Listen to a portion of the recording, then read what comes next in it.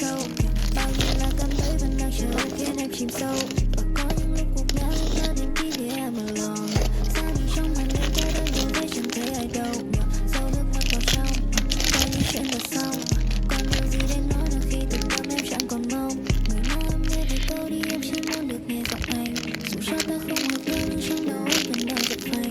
Hay ta bắt đầu đậm sâu nên con tim em mới chẳng thể quên. Anh đã ôm em thật lâu nhưng đã xem như ta chưa từng quen. Yeah, baby, yeah, you know it, I can feel it all. Make me call my phone vì em không muốn chờ lâu. Chúng ta có thể cùng nhau vượt kiếp hết quãng đời sau. Còn nhiều dòng suy nghĩ nữa em chẳng thể kể câu.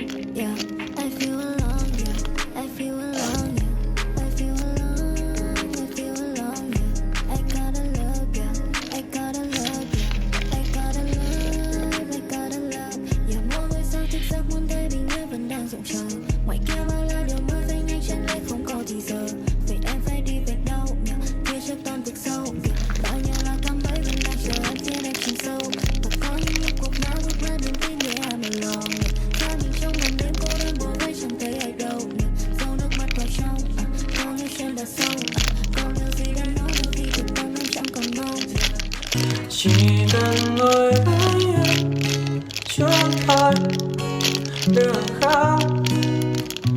Nhìn vào đôi mắt em thấy sao một thế giới mơ hồ. Dù môi đang cách nhau một chút, nhưng mà vì anh chưa muốn phiêu dù thích em hơi nhiều. Đường xa lá rơi đón mùa thu, nắng ấm áp nhạc ru, nhớ em đến từng giờ dù trong giấc mơ.